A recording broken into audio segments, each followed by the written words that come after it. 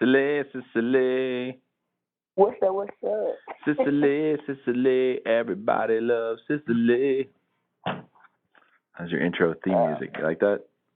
That's my new theme music for my intro to my YouTube videos. Yeah, exactly.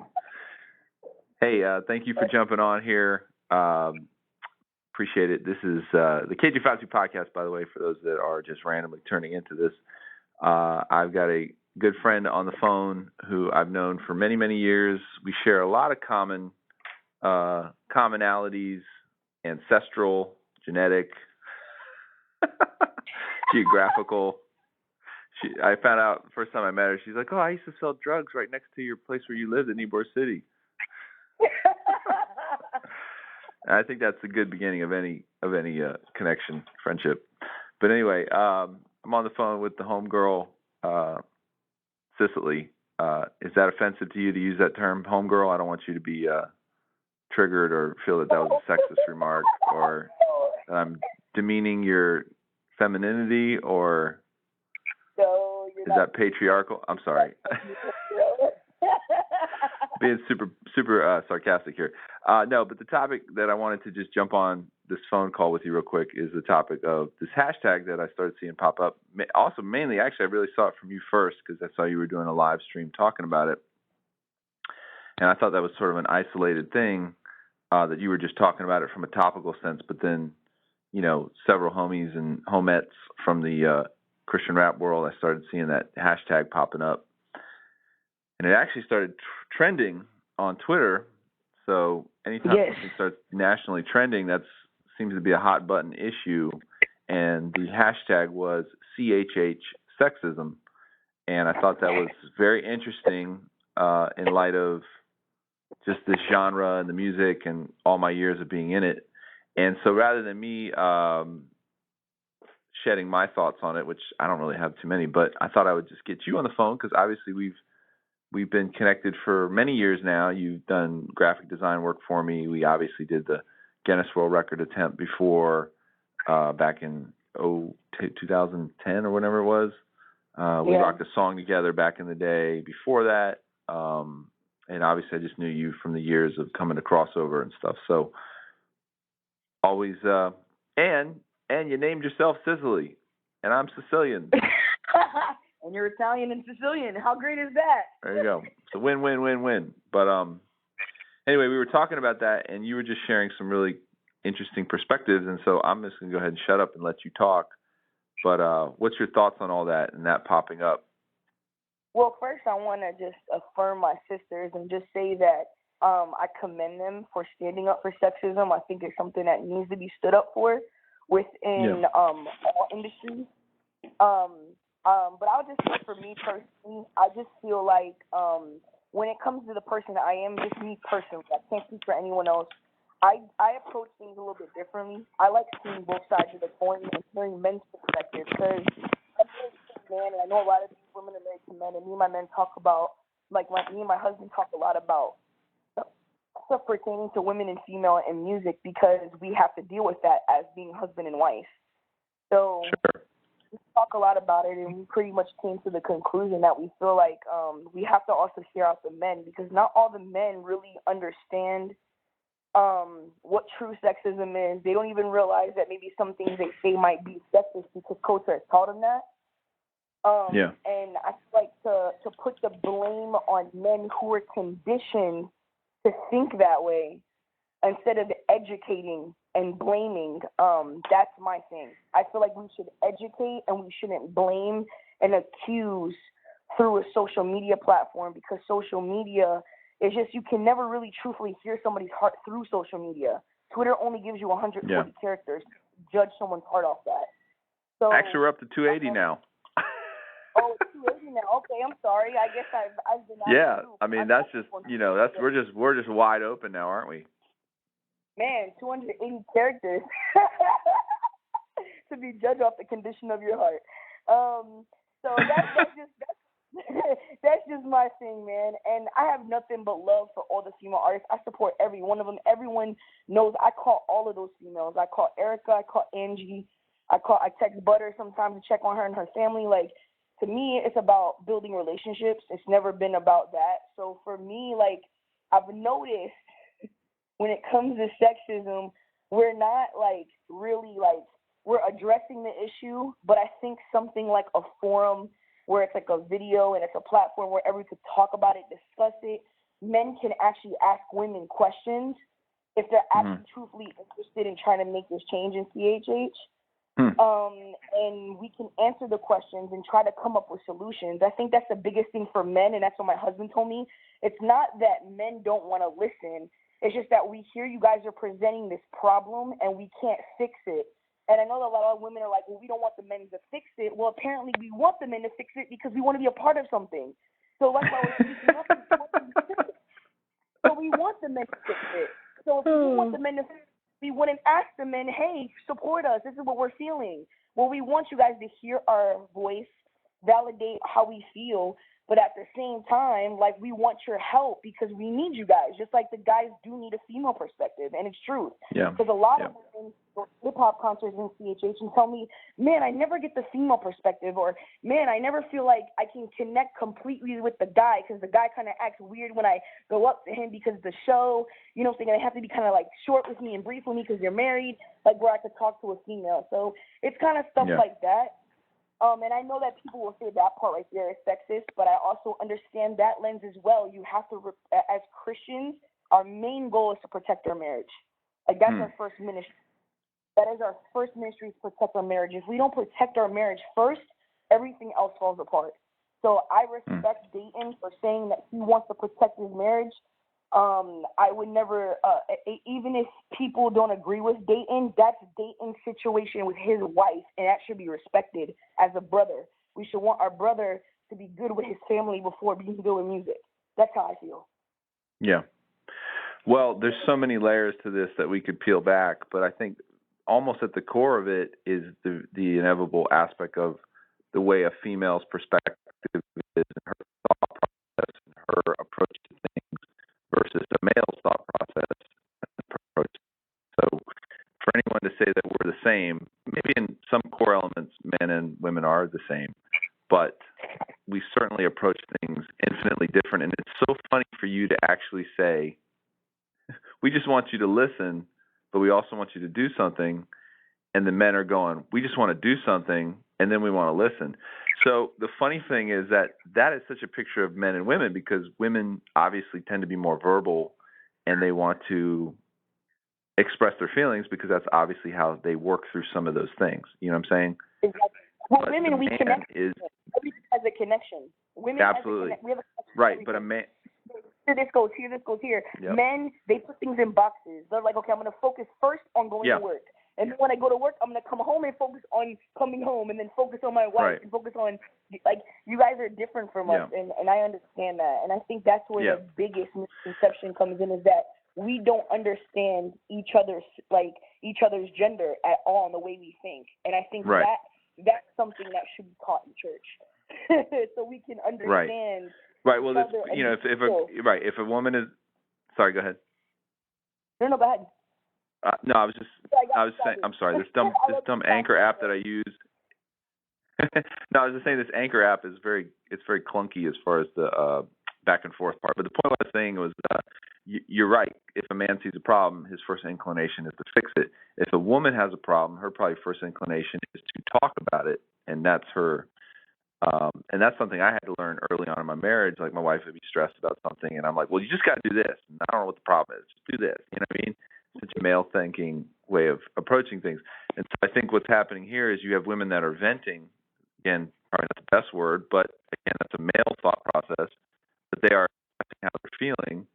And so the male MCs are going, well, show me how to fix it. You know, or let me fix that problem. And they're not realizing that you probably got to give a female just a little bit of time to at least express what she's saying, and you just sit there quietly and listen to it and affirm it, and then start working towards a solution. But again, none of this translates well over Twitter, I'm sure. But but again, see, and then there's the other idea. I was going to say that I'm sorry, can you say I don't want to also take away from the fact that my sisters are standing up for sexism, and it does exist. I've experienced sexism in CHH. I know they have. And I think we could talk about it. Like, we could talk about the fact that, I've been judged I've been told by labels the reason why they won't sign me is because of my weight, or because of, the fact that, I rap too hard and I don't have a more of a singing type of rap style, because it doesn't, I guess, sell in their eyes. Or I've been told things. I've been told a lot of stuff. I've had a church once tell me that for Easter service Sunday, they asked me to come rap at their church, and they literally told me that they won't be airing my part of my rap that they asked me and paid for me to come do, and because they won't be airing it on TV because of my size, because it doesn't look good for their church. Yeah. So I've had all those things happen to me before. So it does exist. Yeah. When it comes down to even me being a woman, I've been, dudes don't deal with me either because of that, but I get it. And I just want to I want to affirm the sisters. I understand what you feel, but I also understand to the brothers, I get why you guys feel the way you feel as well. I want to affirm both people because I get both sides. I feel the side of the woman, but I get also the side of the man. Yeah. Yeah. So many things to unwrap there. It's funny too that the other thing I was thinking about is even the approach of, because there's this whole thing about, well, the guy doesn't want to be alone on the tour bus with the girl, right? And the female takes that personally because she feels like, oh, you're telling me I'm a temptress, I'm a Jezebel, and so she starts to feel this sort of pushback, or then the reaction is, well, it's not my fault that you struggle with temptation. You need to grow up and get over that, right?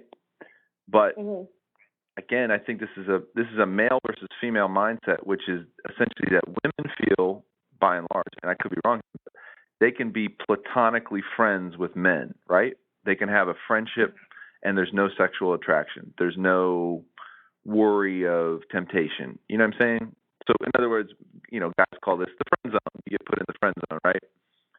And because again, if you look at maybe the nature of females saying, I enjoy relationships, whether that is romantic, whether that's friendship, there is a degree of connection level there.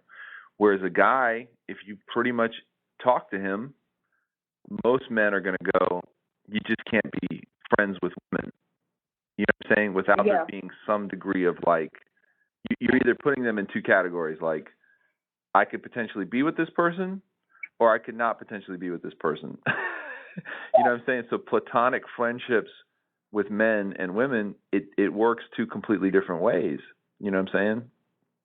And therein lies the problem when it comes to something like hip hop. So a guy goes, if he's on the road with this girl, she's single, he's single, he's probably only thinking in terms of, can I get with her or not? And that sounds really terrible to say that, but there is a degree of that. And I don't even mean just sexually. I just mean just from it's either we're in a relationship or we're not. You know what I mean? I think. And I'm not saying he can't have friendships.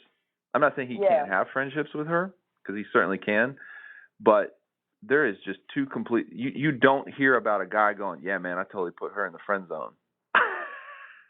Exactly. I think the only thing I might disagree with, based off of completely disagree with based off the whole thread, I feel that if someone really wants to I would say tour with someone or sign somebody, they would respect them bringing accountability. That's just me. Maybe I'm stretching on that. That's just my mindset, and maybe I just think differently in that aspect. But I feel when it comes to touring and it comes to stuff like that, if you really want someone a part of something, you'll find ways to do it, where it's gonna be comfortable for everybody. So I feel absolutely. Another thing is that name a female rapper, and I mean, and this is even on me. I'm being 100 even on me. Name a female rapper in CHH that has a fan base as big as someone like Pipe Razor or KB. Right. That actually pack out a show. No, you're right. You're absolutely right. I'm gonna be real. On a business sense, none of the females benefit any of the labels, and that's what they're looking for. If we're gonna business. You have to benefit a label. Like Butter Peace doing her thing, like she's benefiting RMG in my opinion. She's doing her thing. She's managing Gavi. She's, over there at RMG. She's doing her thing. Like I respect that. But a lot of the other females haven't gotten but as an artist, she hasn't packed out. I haven't packed out. None of us have packed out yet. So like the reality is labels are not going to look with you unless they can benefit because it's a business. You have to benefit the label. And well, I think that you're absolutely right. And I think this is sort of the misconception that I've seen a couple times on that hashtag was, well, no label is going to give me a shot. Well, first of all, there's no labels to give you a shot in the first place for the most part. I mean, I think people think that there's just this never-ending stream of labels to pick from. There's really not. There's so few labels left in the industry, right?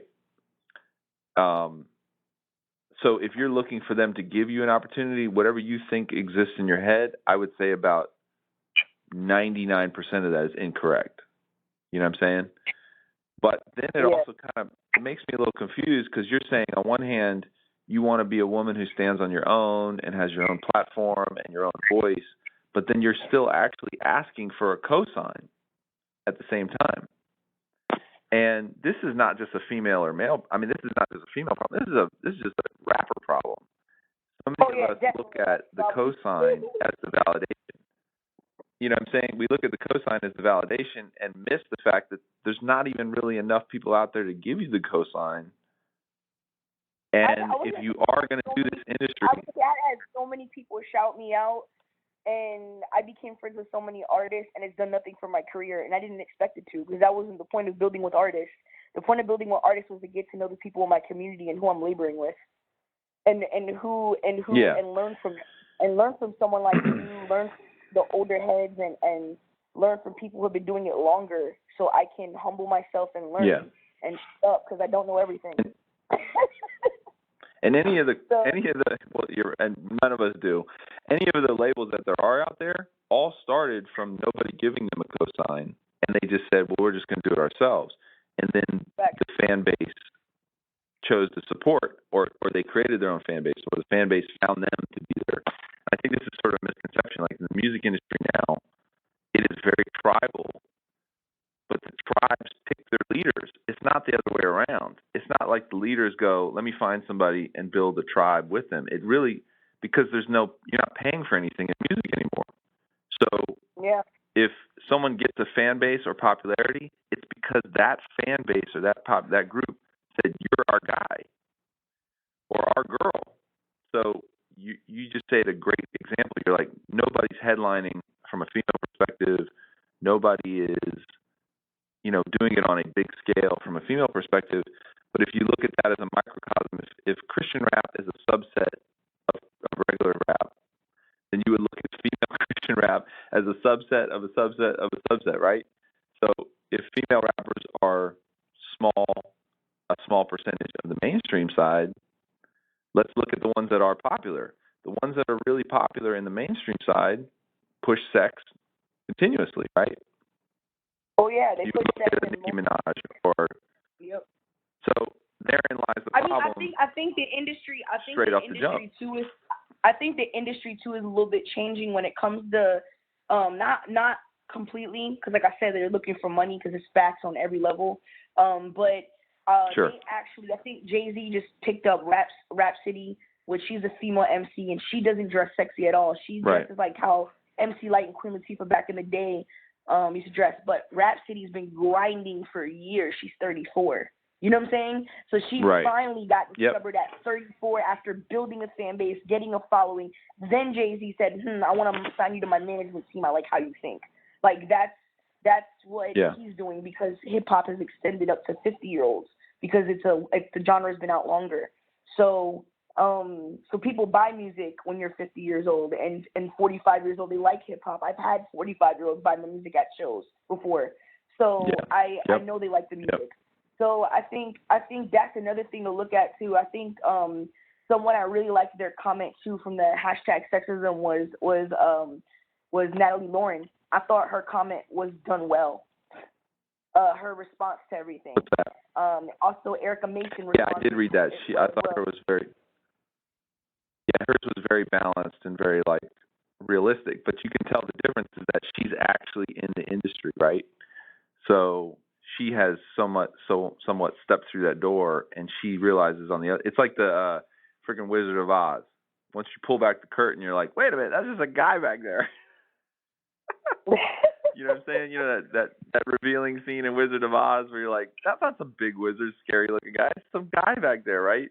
Like the music industry is so much like that. Like once you pull back the curtain, you're like, wait, this isn't as glamorous or as big or as whatever as I thought it was.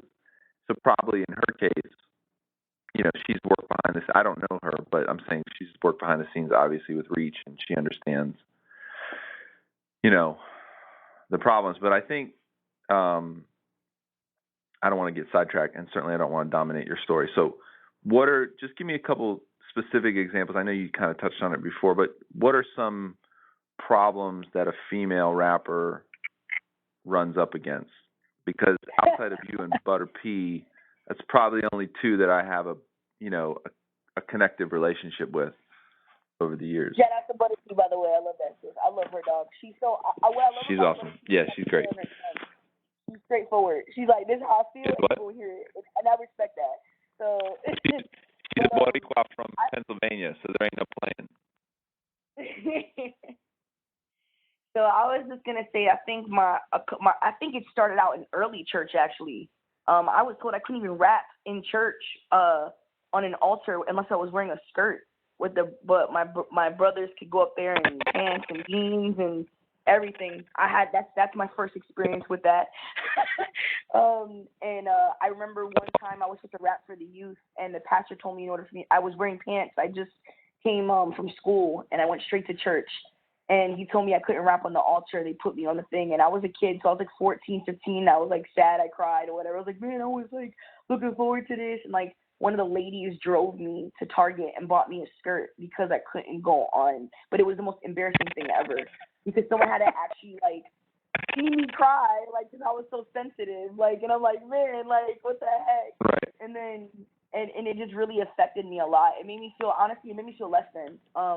And it was part of one of the reasons why I ended up leaving that church was because it was constantly the same thing over and over again with you have to be this way, you have to be that way. It was never like a heart change or checking your sin, but it was always about the appearance of what you look like, and that to them was sin. So I just couldn't handle it no more. Another thing is, like I said, when I had went to, like I said, my weight has been a big thing, and me being a white urban female, and me not, I guess coming off, as talking in a more educational way. And people always judge me because I'm more urban in the way I talk and my approach. And I know for business that doesn't fly, so I'm working on it. But just to be judged off of that's kind of weird since I'm in hip hop.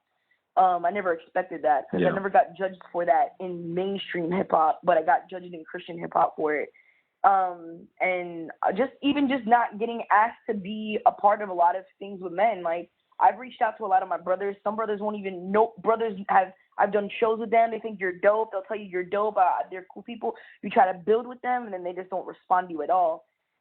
If it's a case because of the wife, I think I would just hope that they can at least ask their wife, hey, can you just hit back to me and say, it's not personal, this is just between me and my wife, and I would respect that. But I feel like it's just a respect factor of letting sisters know which men are where they're at in their relationships. And I know men can't do it for everyone, but like don't say to someone at a show you're gonna build. So like don't say that to me. Like I really take building. I always tell people I used to be against that word because people used to use it a lot and they would never build. Yeah. And I was all for really about building. So that was my biggest thing on that. Another time even at my job, I've gotten with sexism. I was me and another guy got hired at the same time. He had less education, less work experience than me. He got paid more than me when he started off at the gas station. So I felt that as well, and I couldn't say anything about it because you're not supposed to discuss your pay with each other. And I was cool with him. I knew him from school, so he told me his pay, and I was like, dang, like you got paid that, and I'm getting paid this. It was like almost literally like $1.50 difference. And for me, that was a lot of money when I was in high school. So. Sure. Sure. And so that's pretty much it. It's just like little instances like that. And there are recurring instances that happen throughout my life, though. It's just kind of like, for me, I personally feel like you're going to have everybody, male or female, you're always going to have personal obstacles in life. There's going to be sexism. Yeah. There's going to be racism. We live in it doesn't mean we shouldn't stick up for these things. We should always stick up for these things. Yeah. But we still live in a fallen world, which means that we're still going to face these things, and we have to fight through them and trust God that if God has called us to do what he's called us to do, God will make a way. And I truly believe that God is perfect with his timing. He's perfect with everything. Everything that's being talked about right now is perfect timing. God knows everything needs to happen. If the dialogue needs to happen, even if it's people didn't agree with the way it happened, it's going to happen. And I feel like we can bring notice to it as long as we do it respectfully to our brothers. So. Yeah, all great stuff. Sorry, I was ranting and raving. No, you're not ranting, but it's funny that one thing I've noticed too with women is that they tend to devalue their own opinion. And it's funny that even just now you felt it necessary to apologize for sharing what is all legitimate claims, right? And it's almost like, after you've been sort of beat down for your opinion probably for so long, you start to feel like maybe my opinion really isn't valid, it's not important. And it's kind of like somebody told me about the study of how girls will not raise their hands to answer a question in schools because, you know what I'm saying, they may feel like, even if they know the answer, that therein lies the problem, that we've not given them value for their opinion, which probably might be the most sexist thing about it, because essentially really all comes down to like saying your voice is not valid. Whether you've been told that in your own head, whether someone has actually told you that, or whether you've been. This might be the core problem of what this really is about, especially when it pertains to hip hop, because essentially, a female's perspective on things has weight and value, but the reality too is that that perspective may only be applicable to a certain group of people. You know what I mean? So this is a really weird thing to tread, because it's almost like looking at like two movies and going, oh, that's a romantic comedy, and this movie over here is an action thriller. Well, the dude is going to go, by nature, he's going to go, I want to go and watch the thriller, right? And again, I'm speaking in very big generalities and stereotypes. I'm not trying to say like this is anybody or everybody by any means, but the girls tend to seem the action movie. Right. And there's always exceptions to the rule, and there might be some guys like, dude, I like rom-coms, I'm going to go see the Notebook. But the point of what I'm saying is music is the same way. That perspective is like that movie, and it falls into a certain genre. And some of that genre has a wide pool to draw from, and some of it has a small pool to draw from, right? And there might be a dismissal immediately going, oh, this girl's, what is she, as a guy, what does she really have to speak into my life, right? What is it about what she's saying that is relevant to me? Is that sexist? I'm going to say no. I don't think it could be sexist, but some of it just might have to do with preference, which we all, now I might be wrong for saying that, but we all have preference. We all every day choose to let some things, we listen to certain things and we choose not to listen to other things. I think therein the sexist part was if I go, that perspective and opinion is not valid, you don't have a right to say it. To me, that's what the sexist would be to say. You know what I'm saying? Yeah, I think Hello? that everyone has the right to. Can you hear me? Yeah, I'm Hello? here. Go ahead. Yeah, I'm here. Can you hear me? I think everyone has a right to voice their opinion. I mean, everyone has an opinion, and even if their opinion is wrong or right, whatever it is, everyone's gonna have one. And I think that I think when it comes to approaching situations, we shouldn't force change on people, but like I said again, I'm going to keep saying it, it's just education. The more you educate people, the more you're in people's faces about educating people, and not and do a podcast, do videos, and spread it. And I guess I understand also. I can never say her name. She's Wordplay's wife. Please forgive me. I don't even know her name, bro. But she's the one who started the whole. I think it's Catafont. Yes, Catafont. There you go. I can never say it. I didn't want to butcher her name and be like, yo, I butchered your name. So she started the whole thread. Back to her, I respected that she started the thread. I'm just sad that what she had to do for it to get noticed, because that's social media for you. I know what she had. She kind of had to use a cuss word to kind of get it noticed. I don't necessarily agree with that approach, but I get why she did it, because people don't listen on social media. You can have 11,000 followers on Twitter and only 5 people like your status that day. Like, it's just people don't see it because of algorithms, or people just don't care and they're not on Twitter or whatever it is. So she had to do something to make it trend.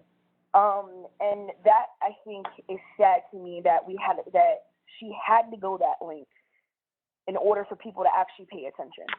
Not that she actually did. I don't think I agree that she did it like that, but I have to say I get why she did it.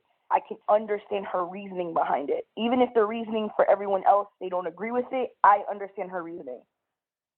Because sometimes women, we don't feel like our voice is heard, and that is true. Within CHH, we don't feel like our voice is heard, and that I will say. But now they're listening, and now you're calling me for this podcast, and people are calling other female artists in CHH for interviews to talk about this subject. So, and everyone has different point of views. I might have a completely different point of view probably than all the other females, and it's okay. I love all my sisters. I love all my brothers. And I just want it to be an even playing field. Yeah, you're absolutely right. But therein lies the problem of all of us, really. I mean, we're all pretty self-focused on what's in front of us. So we don't, you're right. But I think that's just a universal problem. Like, we see in front of us, we have 1,000 things fighting for our attention, especially nowadays where there's a million things bombarding you. And you're right, it does take somebody screaming sometimes for you to go, oh, the house is on fire. You know what I mean? Like, but I also, here's the way I look at it too. And this is just, I mean, I could list a zillion different struggles that I've gone up against, but that's not the point. You can be a bridge builder or a bridge burner at the end of the day. Every one of us, whatever you got to look at life as a bridge you have to cross. So you can cross that bridge and set it on fire and go, screw it, I'm never coming back through. Or you can go, I'm going to build a bridge everywhere I go because I know I might have to cross that bridge someday. So if this is an issue, setting fire to the bridge, while it might get people's attention, it doesn't necessarily bring results. Whereas if you go, I'm going to set fire to part of the bridge to get your attention, and then I'm going to keep building a bridge so we can all cross this someday. You know what I'm saying?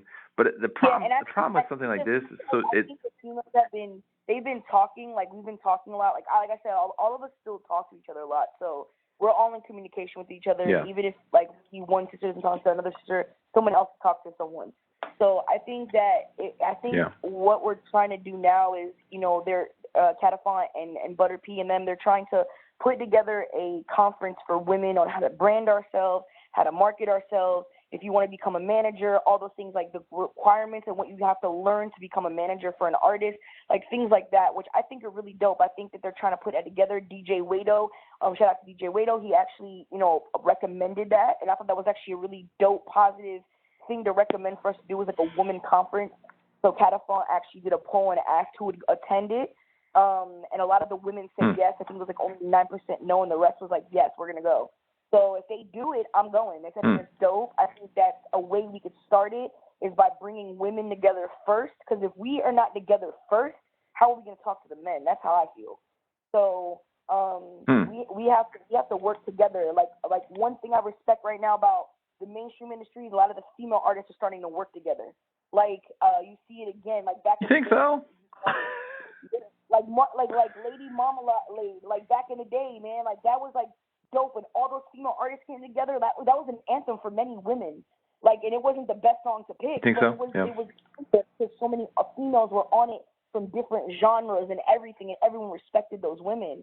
And I think that within CHH, we have a lot of people that do respect a lot of the female artists in CHH, and the ones that don't, just don't worry about them. The ones that do, there are a lot of them that do. There's a lot of men that do respect us as women and like what we do, because many of our brothers have daughters and wives, and they like our music too, and they think we're dope. So I think it's just really sitting down and assessing the problem, building together as women in the community, and then also educating men, but in a way where they don't feel attacked. And I understand that everything was high, temper. It's a very sensitive subject. It's just like race. It's a sensitive subject when someone doesn't understand what you face, what you're feeling when you feel oppressed by something. So like I just want to we have to come together, dog, and that's the only way it's gonna work. That's how I feel. Like, and honestly, my only other big concern. I'm sorry, I'm like going on about this. I have so much to say about this subject. Another thing. Go for it. That's why I got you on here. When it comes to the record labels, like, the only concern I have, and this is true, like, I'm not against artists going the mainstream route. Christian artists going the mainstream route and still staying a Christian and trying to impact culture. I'm not against that at all. But to have all of our females, what if one of our females doesn't feel called to that, and then they're just sitting here and they're still trying to make it in CHH, and no one's really even if you don't want to sign her, at least, like, if there's anybody that has any connections with women that can, help out the female artists, like, send them our way. There are a lot of other artists who are higher up than us in CHH who have bigger connections that can throw people our way. That can be like, hey, check out this person. This person does this with women, or she's a manager. She's a female. You might want to check her out. Like, we don't really get that. We don't really get training in how to do business as a woman in CHH, or how to do business in general. We have to settle to going to mainstream conferences. And I'm not against that. I think we can learn from mainstream conferences to impact culture. But at the same time, we don't have enough of that in CHH. And that even in a general, not even just on women, but men too. Like, a lot of men don't know how to run a business, but they own record labels. They have LLCs, but they don't even know how to run their record label. Because no one's teaching them. Well, I would definitely say that's them was go to the LLC, but they never told them how to run the label, or how to make sure you file your taxes every year, and how to register your actual business name again every year, and to make sure that it's listed, and like all these things that no one is teaching nobody. How to budget your money, like, as a label, and what to spend on, what's good spending, what's bad spending, how much should you spend on a project. As an artist within a budget, like, how much should you spend for beats? Like, those things are not discussed with artists. Yeah, well, I think no matter what your chromosome is, that's a problem either side. Yeah, that's what I said. That's why I said that it's not on both sides. Because I've known men who can't, So just, I think, like I said, I think there's some women in CHH that have gotten the business aspect part when it comes down, even if they're not artists, but they kind of job back from being an artist behind the scenes, like Butter P and Natalie Lauren. So I think that's commendable. I think that's dope. I just think that, also we have to, I want to respect my brothers, man. I have a strong respect for my brothers because I grew up with guys. So for me, like, my brother, like, the dudes I grew up with never treated me different for being a female. It's honestly sad to say I've gotten more sexism being in church than I have when I was in the world. I mean, I've had an instance with the pay, but everything else after that, I never had an issue like that. It exists in the world. I just never experienced it in the world. So that's just my whole perspective on my Sicily's lens and what I've been through. Yeah. Good stuff. Well, I think my phone keeps getting blown up right now. So the good thing about these is, you don't really come to a conclusion per se, but if nothing more, sometimes just kicking up the dirt a little bit helps to create awareness. Yeah, I think that a lot of the females have solutions. I just don't think that people are willing to go through with the solutions. So if people are not willing to work with the solutions, you have to figure out a solution that people are able to work with. And like, even if it's like slowly, I know people are gonna be like, well, it shouldn't be like that. Well, it takes time to fight for freedom, and that's with anything. A country, a people group, for equality, anything like that. It takes time to fight for something for it to break. So you have to keep fighting. Yeah. It can't just be the hashtag, going extreme. It has to be an everyday thing. And I know Catafont has been strong on that. She's been fighting for this for a long time. I just found out about her when she started this Twitter, the Twitter feed, and I'm like, okay, I got her. She's passionate about this, as I am to anti-bullying, and sexism is a part of bullying. So I mean, it's just a lot of things that go in this. Like, this can go to so many rabbit holes and so many things. I think it's still something that's trying to be figured out, and we're still trying to figure out how to work this aspect with NCHH. Yeah. So, good stuff. Yeah, that's good. Well, I appreciate you, Miss Samantha. So good to know that you're not still selling drugs outside my door. Appreciate that too. Great. It's great, Jonah. It's great. All right. Well, I'm gonna throw that track we did together on the end of this podcast, and appreciate you. Look forward to our continual workings together. Why would you give me? Talk to you soon. Why would you play the worst track I ever did? I was so disappointed. I'm like, we all start somewhere. And I rapped like I was like 3. Whatever. It all starts somewhere. You gotta see the good and the bad. All right, I'll talk to you soon. Later. All right, let me go. Text me the list. Will do.